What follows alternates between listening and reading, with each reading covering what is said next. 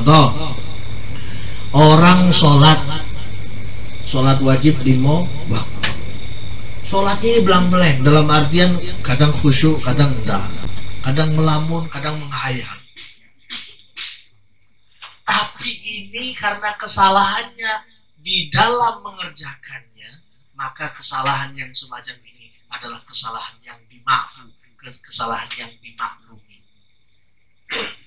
Ini tidak akan terjadi kesalahan tidak khusyuk, melamun, melantur, lupa rokaat. Itu tidak akan dialami oleh orang yang tidak mengerjakan sholat. Artinya sejelek-jeleknya orang yang sholat itu lebih baik daripada orang yang tidak. Begitupun dalam hal mengasuh orang tua. Sejelek-jeleknya kita mengasuh orang tua itu lebih baik daripada yang tidak mengasuh.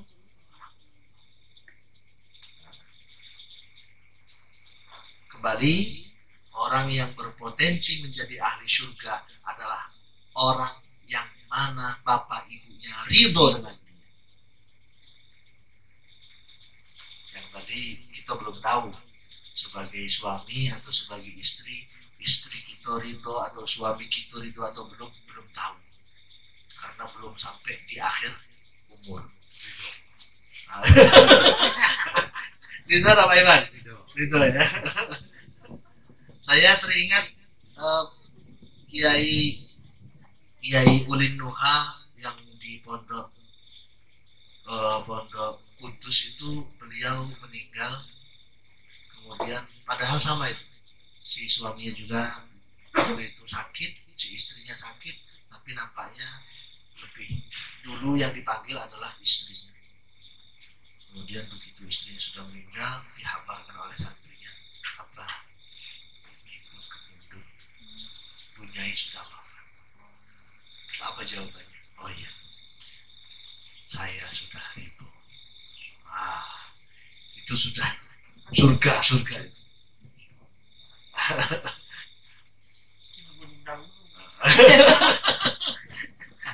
Jadi monggo ini kepada orang-orang yang terbaik ya, kepada orang-orang yang terbaik, entah siapa duluan yang berangkat. Ini saya ijazahkan ini. Kepada orang-orang yang terbaik, yaitu pasangan hidup kita, entah siapa yang duluan berangkat, apa ibunya duluan atau bapaknya duluan, siapkan kata-kata ini. Saya sudah ikhlas dan ridho. Enak langsung. Dari sekarang latihan.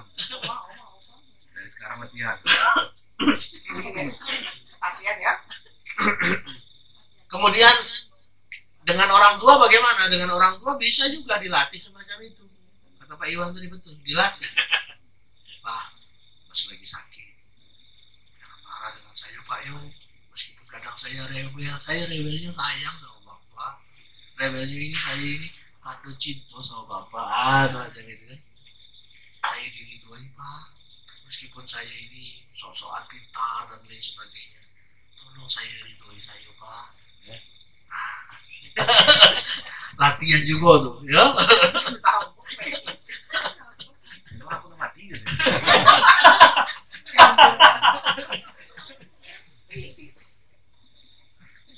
Terus yang keberapa, Mama ini? Yang kelima, wattaibu minadz dzambi, dan orang yang bertaubat dari dosa. Ini orang-orang yang move on ya, bukan tobat sambel ya. Tobat melahirkan, Bos. Tobat melahirkan. Tobat melahirkan. Kapok nih kan, kapok gitu ya Pak Iwan ya. Melahirkan tak mau lagi gitu ya.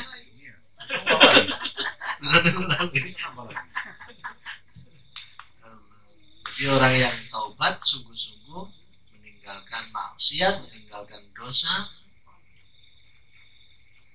dia adalah orang yang termasuk ahli surga. Ruya annahu sallallahu alaihi wasallam at-taibu minadz dzambi kaman la dzambalah.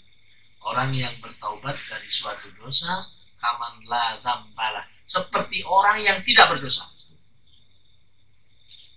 Tapi sungguh-sungguh Dulu pakai, sudah tuh dak lagi, dak lagi, dak lagi. Kayak nah, kalau sudah semacam itu, digoda seberapa banyak pun godaan, dia betul-betul taubat. Apa kata Allah, kata Rasulullah, at-taibu minadz-dzambi kaman la dzambalah.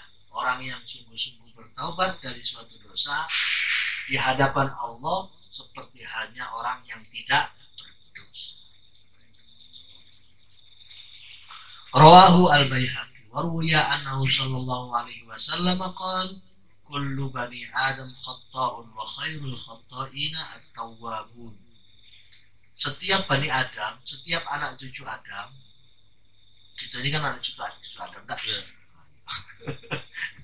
Nabi Adam punya anak banyak sekali, kemudian Nabi Adam, kemudian ada Nabi lagi setelah itu, Nabi Idris, Nabi Sith, kemudian Nabi siapa lagi, sampai Nabi Nuh. Di dalam Nabi Nuh terjadi seleksi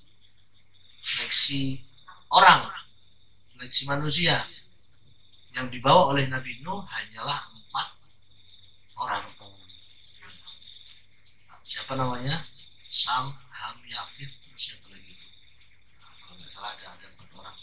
Nah, dari 4 orang inilah menyebar menjadi keturunan-keturunan sampai sekarang ini.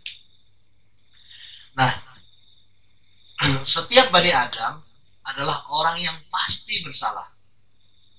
Pasti bersalah. Tetapi ada orang yang sudah jelas-jelas salah, dibilang terbaik. Orang bersalah tetapi dibilang terbaik. Siapakah itu? At-tawwabun. Orang yang mau bertaubat.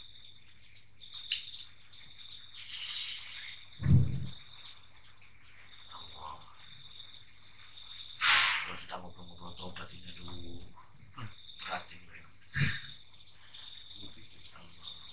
Masih banyak ini masa lalu atau masa sekarang juga sih. Monggolah kita sama-sama gerayangi badan kita masing-masing, pikiran kita masing-masing, lisan kita, telinga kita, mata kita, pikiran kita yang tidak sejalan dengan syariat Allah. Monggo sama-sama pikir.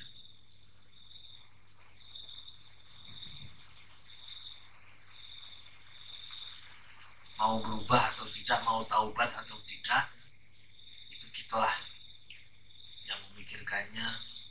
Coba satu saja dalam pikiran kita, bapak-bapak, ibu-ibu, coba ambil satu kasus, satu dosa yang sampai hari ini belum bisa kita lepaskan.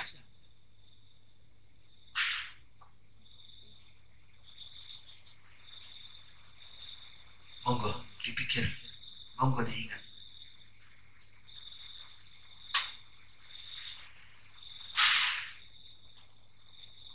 Satu saja, nggak usah banyak-banyak, satu saja.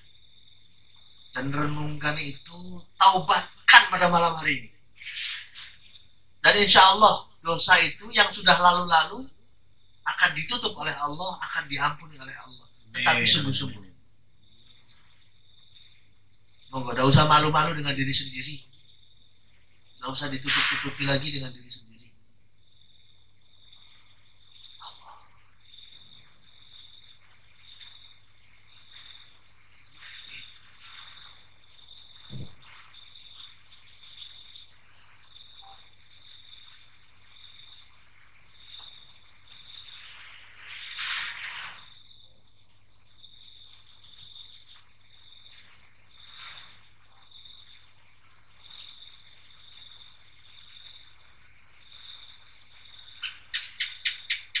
Kita sepakat ya bahwa taubat itu perlu ya, sebagai salah satu tiket kita untuk menjadi orang yang pantas menghuni surga. Dan ada pesan Nabi untuk kita semuanya. Waruya annahu sallallahu alaihi wasallam qala, Nabi Muhammad bersabda, Allahu afrahu bi taubatit taib minadh dham'an Al-Warid.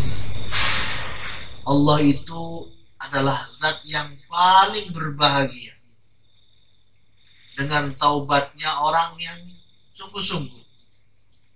Kebahagiaan ini melebihi bahagianya orang yang kehausan kemudian menemukan air minum. Saking bahagianya Allah, saking senangnya Allah, kalau kita yang hadir di sini, yang saya bacakan hadis ini, Allah senang. Kalau kita ini taubat dengan sungguh-sungguh, Allah itu bahagianya melebihi bahagianya orang yang kehausan kemudian menemukan air yang segar. Wa minal aqini al-walidi. Lebih bahagia dari orang yang dalam hal ini tidak subur. Misalkan mandul, belum punya keturunan, kemudian mempunyai keturunan. Itu senangnya kayak apa itu? Nah, Allah lebih dari itu. Kalau ada hamba setiap pagi kita ini kan ketika dibangunkan oleh Allah, dikasih nyawa kembali, dikasih harapan lagi, Allah itu berharap kita ini berbenah. Kita ini diberi kesempatan untuk bertaubat. Dikasih nafas lagi, dikasih makan lagi, kemudian tidur lagi, bangunnya paginya dibangunkan lagi. Nggak berubah-berubah. Allah kasih harapan itu kepada kita semuanya, tapi kita kadang-kadang tidak memanfaatkan kesempatan yang Allah berikan. Padahal kalau kita bertaubat, Allah itu senang. Kemudian ada orang yang sudah lama sekali divonis oleh dokter tidak bisa punya keturunan, kok dikasih keturunan, maka luar biasa senangnya minta ampun. Nah, Allah lebih senang dari itu. Kemudian wa minadh-dhali al-wajib, melebihi kebahagiaan orang yang tersesat ketika menemukan jalan. Sekarang gini baik, kita ke suatu daerah yang tidak kita ketahui, pakai mobil, pengen ke suatu tujuan tapi tidak ketemu. Nanya orang tidak tahu arahnya kemana. Nengok Google Map membingungkan, datanya mati dan seterusnya dan seterusnya. Kemudian kok ada arah yang menunjukkan bahwasanya ini loh tujuan kamu ke arah situ. Nah, itu senangnya minta ampun. Nah, Allah terhadap orang hamba-hambanya yang bertaubat lebih senang dari itu semua. Maka mari sama-sama kita bertaubat. Sudah kita mengambil satu masalah, satu problem, satu dosa kita ambil satu saja. Kita komitmen pada malam hari ini, ya Allah, saya ingin berubah, saya ingin bertaubat. Maka insya Allah dosa-dosa kita yang telah lalu akan diampuni oleh Allah Subhanahu wa taala. Wa man taba ila Allah taala taubatan nasuha. Lanjutan dari hadis ini seru. Faman taba ilallahi taubatan nasuha, barang siapa yang taubat kepada Allah dengan taubat nasuha, taubat yang sebenar-benarnya, ansallahu hafizaihi, Allah akan membuat lupa malaikat yang mencatat amal-amal kita. Wa jawarihahu wa baqa'al ardi kullaha khotayahu wa dhunubahu.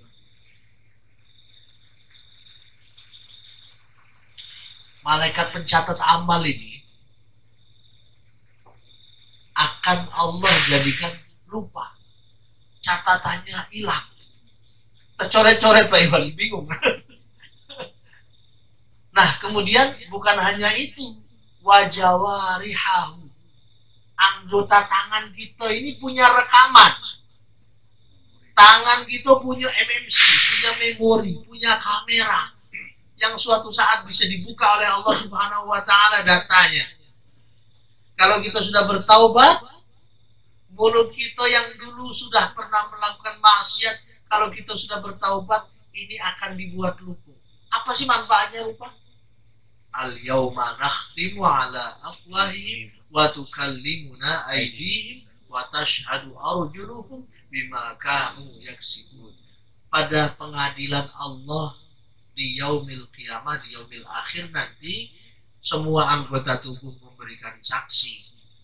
Dan kalau kita sudah bertaubat, anggota tubuh yang sudah melakukan dosa itu lupa, tidak bisa memberikan pengakuan, hilang semua datanya.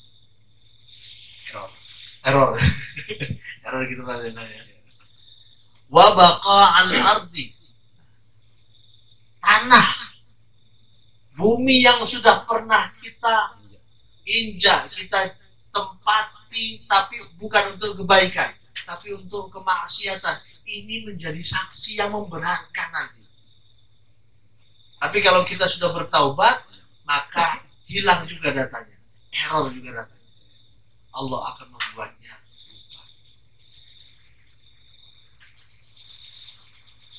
Apa yang dilupakan? Khotoyahu, kesalahan-kesalahannya, wa dzunubahu, dan dosa-dosanya. Rawahu al-Baihaqi. Wal maqalatu as-sadisatu ila huna wallahu a'lam.